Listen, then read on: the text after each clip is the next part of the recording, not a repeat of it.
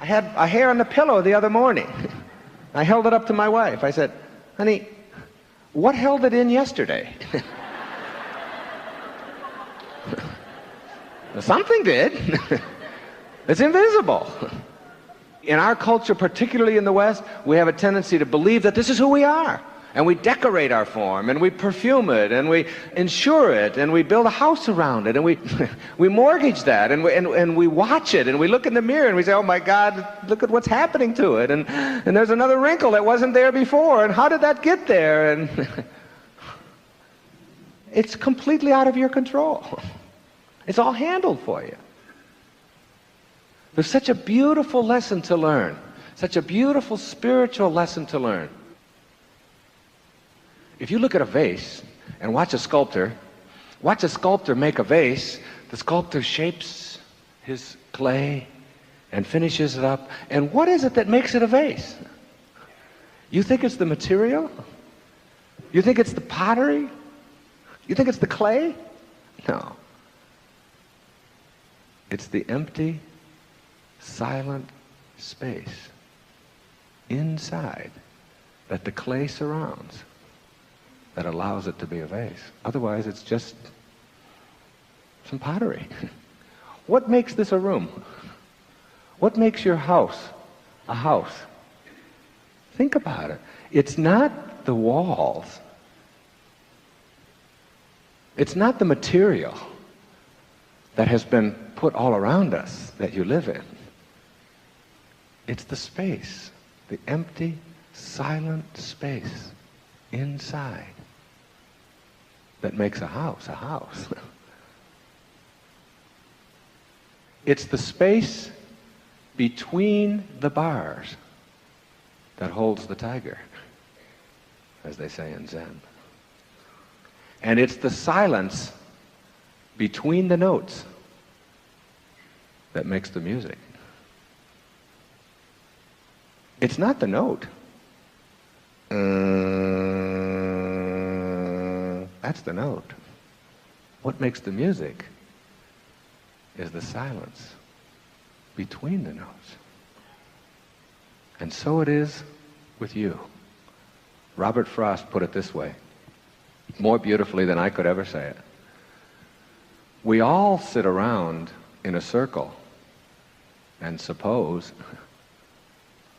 while the secret sits in the center and knows, and knows. You must come in contact with that empty, silent space that is within, not the form that encapsulates it. So difficult for us in a world of bottom line, left-brained, analytical, get to the point mentality that we find ourselves in. But all you have to do is look around. Look and understand that whatever the intelligence is that is in back of or suffusing all form in the universe, that allows it to be that empty, silent space that some call God, some call spirit, some call soul, some call Muhammad, some call Buddha, the label doesn't matter. And I am not up here on this stage to proselytize for any particular religious point of view at all. It is not my purpose. It has nothing to do with what I'm here. It is to get you to understand the power of that invisible, silent, empty space that we all know as thought. They weigh your body. And let's say it weighs, let's pick a good number, 150 pounds, all right? And then life leaves your body. And they weigh your body instantly after you're dead. And it still weighs 150 pounds. So that your body weighs the same alive or dead before it begins to deteriorate. And if that's the case, then your life, this thing that leaves your body and your body still weighs the same, is weightless. Your life is weightless. You can't put a dimension on it. You can't put a measure on it. Who you are is that life. And that life is not in the dimension of material. This is one of my most favorite quotes from The Power of Awareness. That which you feel yourself to be, you are. And you are given that which you are. So assume the feeling that would be yours were you already in possession of your wish. And your wish must be realized. So live in the feeling of being the one you want to be, and that you shall be. Every feeling makes a subconscious impression. And unless it is counteracted by a more powerful feeling of an opposite nature, it must be expressed.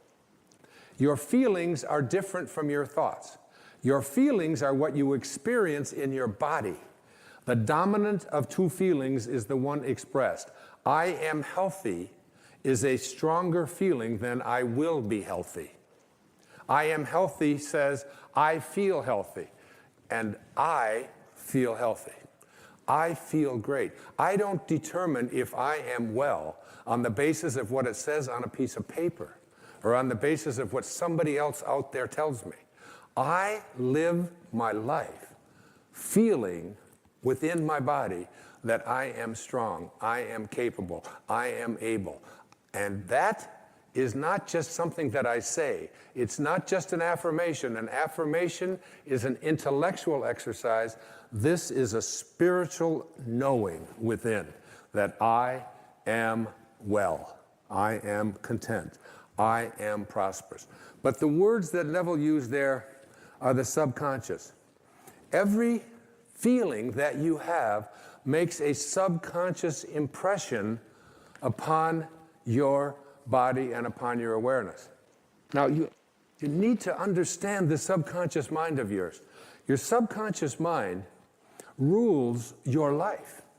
96 to 97% of everything that you do is done as a result of your subconscious mind. And when your subconscious mind gets programmed, it goes ahead and responds to whatever it is your conscious mind has placed into it. I was 18 years old. I was in the United States Navy for 4 years. And they sent me to a school in Bainbridge, Maryland, to become a radioman and a cryptographer. And we spent an hour a day, every day, for the first 3 or 4 weeks we were there, on a typewriter, learning Morse code. Okay? And my conscious mind had to program my subconscious mind. Now, this subconscious mind of yours is operating all the time. You're sitting here watching a television show. You got up, you picked up your remote control, you turned the channel on, you got dressed, you ate lunch, you went to the bathroom, you go to work, you get into your car, you drive to work, you don't think about what I'm going to do. Everything that is going on in your life, everybody in here in this room, you got here through your subconscious mind. You didn't have to think about every single thing that you were doing, but there was a time when you did in order to learn that. This habitual subconscious mind of yours rules your life. So I'm 18 years old, I'm taking Morse code. Here's the alphabet, a little bit of it anyway. Da da da da da da da da da da da da da da da da da da. That's A through P. Check it out. That's 53 years ago. And my subconscious mind is still keeping track of the da da da da da da da da da. You're doing the same thing, only you don't use Morse code, but you've programmed your subconscious mind with did-it-it, da-da-dit, I can't do that, did-it-it, da-da-dat, I'm not very attractive, did-it-it, da-da-dat, I'm overweight, did-it-it, da-da-da, da, did-it-da, I can't make things happen, and it's did-it-it, da-da-dit, da-da-da, it's still there, 53 years later, and you go through your life with this subconscious programming with an awareness that You are not in charge. You're not able to extend or transcend this way of thinking. This subconscious mind of yours is most impacted by your feelings. A change of feeling is a change of destiny. A change of feeling is a change of destiny. Write it down. Stick it on the wall next to your bed. If you came into where I sleep, you would see that. I look at that all the time. I want to practice putting into my subconscious mind the assumption of the feeling of what it is that I would like to attract into my life as if it already existed, and to feel it, not just to think it, but to feel it. Neville's law of assumption says this: if this assumption about what you would like to become is persisted in until it becomes your dominant feeling, the attainment of your ideal is absolutely inevitable. You must first assume the feeling of a wish fulfilled in all aspects of your life. So you have to say to yourself, what does it feel like to be prosperous? What does it feel like to be content? What does it feel like to be well? When I speak about inspiration and purpose, I frequently hear people ask, but what if I don't really know what would inspire me? Or, how do I find my purpose when nothing seems to resonate with me at the level of bliss you speak about? That's why this particular part of this program and the following ones are dedicated to my heartfelt answers to these questions, which seem most bothersome to those who'd really love to heed their ultimate calling. Just the mere act of questioning our ability to live an inspired life represents resistance that we need to examine because it implies that we're deficient in our spiritual quest. Of course, nothing could be further from the truth. In the world of spirit from whence we came, there are no deficits, no lacks or shortages, and there's definitely no such thing as purposelessness. This is an intelligent system that we're a part of. We're divine beings who are a piece of the entire pie of creation. By questioning our ability to activate a connection to inspiration, we give evidence of our lack of belief in our divinity. With this minor reproach in mind, I'll now explain ways to believe in and connect with your ultimate calling. First, in order to put to rest any question regarding your personal right to live an inspired life, we must claim our own divinity, all of us. The fundamental truth each of us needs to affirm is, I am a divine creation. All creation has purpose. I am here to be like God.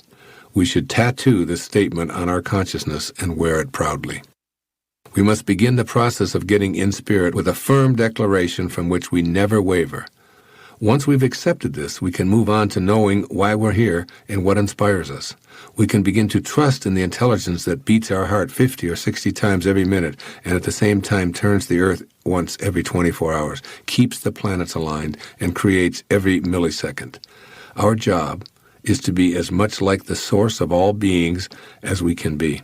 And the nagging question about what inspires us and why we're here dissolves in this grand desire.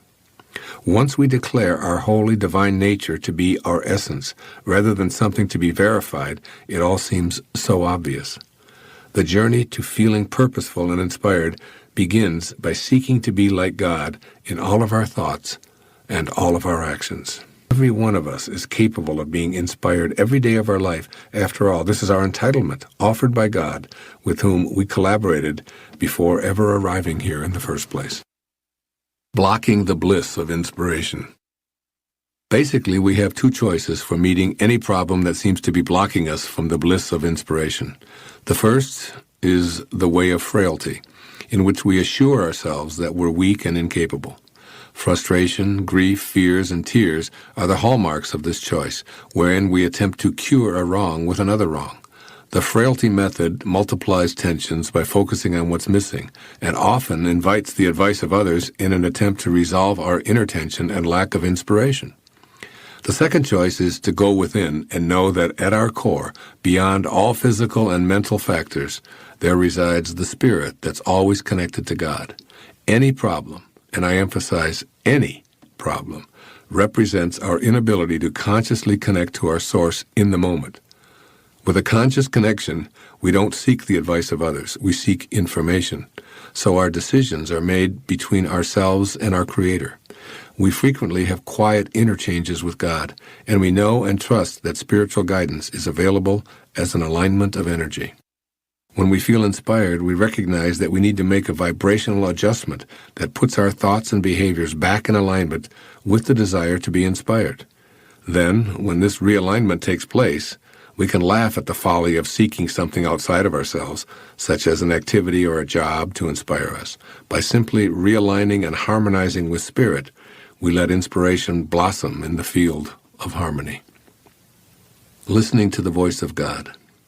When we make the decision to become a being of sharing and practice keeping our thoughts harmonized with Spirit energy on a daily basis, our purpose will not only find us, it will chase after us wherever we go.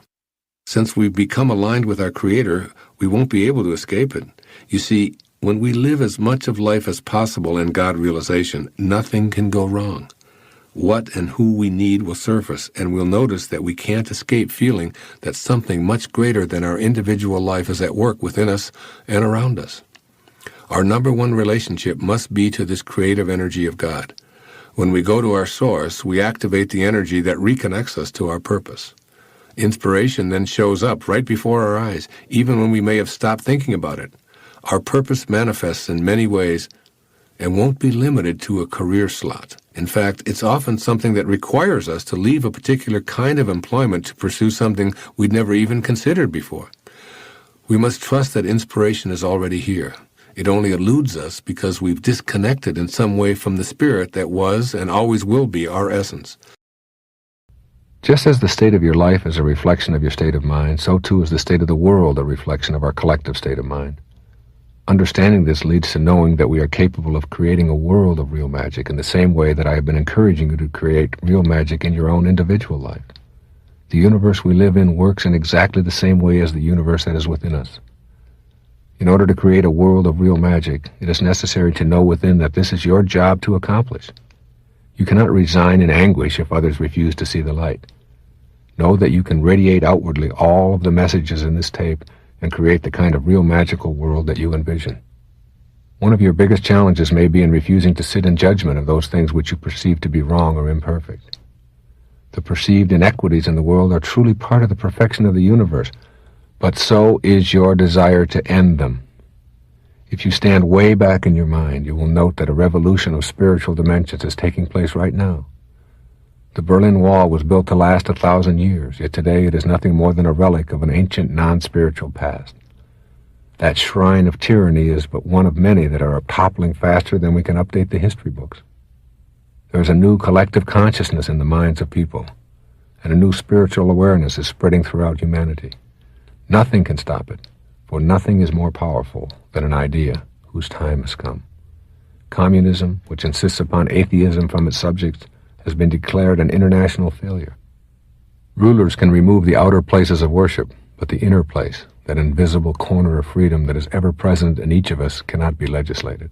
In China, where more than 1 billion souls are temporarily residing, 1 million of those souls face tanks to demonstrate their desire for freedom.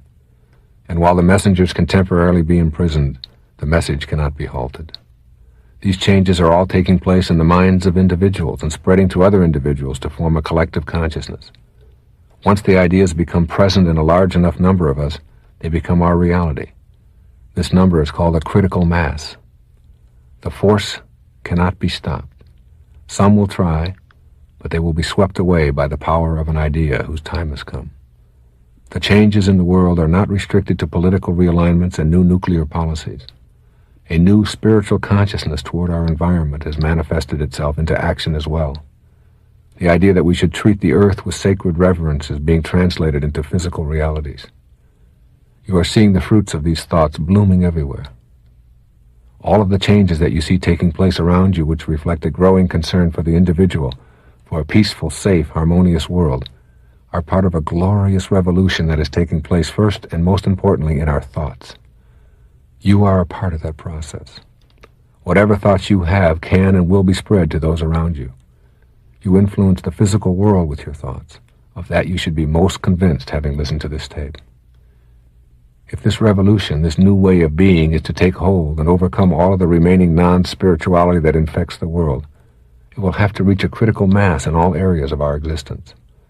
The most important question to be asking yourself as you look to find your own place in this spiritual revolution is, how do I see the world I live in?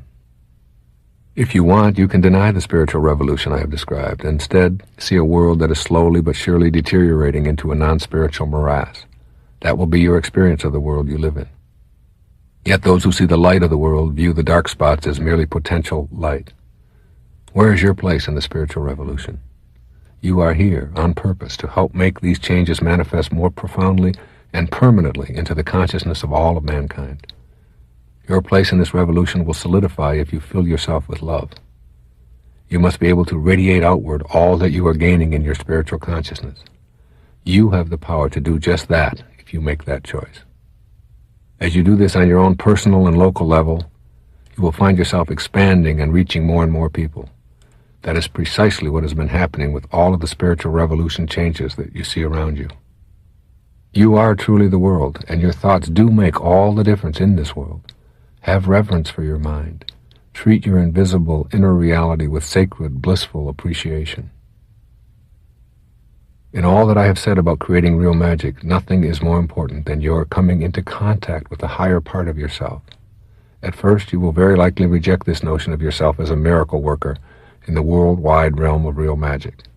Increasingly, however, people are believing in their own divinity and trusting in the divine wisdom that created them. They are helping to create the spiritual revolution that is now occurring. You, one person with a vision, are like a pebble in a stream, moving ever outward to infinity, impacting on all who come into contact with that ripple, which creates the spiritual world I believe in so strongly. You make all the difference in the world. Your presence here is a divine necessity, perfect and purposeful. This is your miracle-making in action. By aligning yourself with your spiritual side first rather than secondarily, you will radiate out that peace that is within. You will not be dissuaded from your mission just because others are not with you. You will stay focused on what you are for in all areas of your life. The bad news, the emphasis in the media on tragedy and pessimism will not capture your attention. You will note these as areas for improvement, but your inner divine self will be noting also how many acts of healing, kindness, and friendliness outnumber those of suffering. It truly thrills me that I have been able to create this work on real magic from within my mind. It has been a magical journey for me. I shiver inside with the awareness that it can make a difference in your life and in the entire physical world we are all immersed in. My closing quotation is from the ancient writer Philo. Households, cities, countries, and nations have enjoyed great happiness when a single individual has taken heed of the good and beautiful. Such people do not only liberate themselves, they fill those they meet with a free mind. You are that single individual, becoming a spiritual being and taking heed of the good and the beautiful. You will indeed fill yourself and those around you with a new freedom in their minds, the freedom to create real magic. God bless you.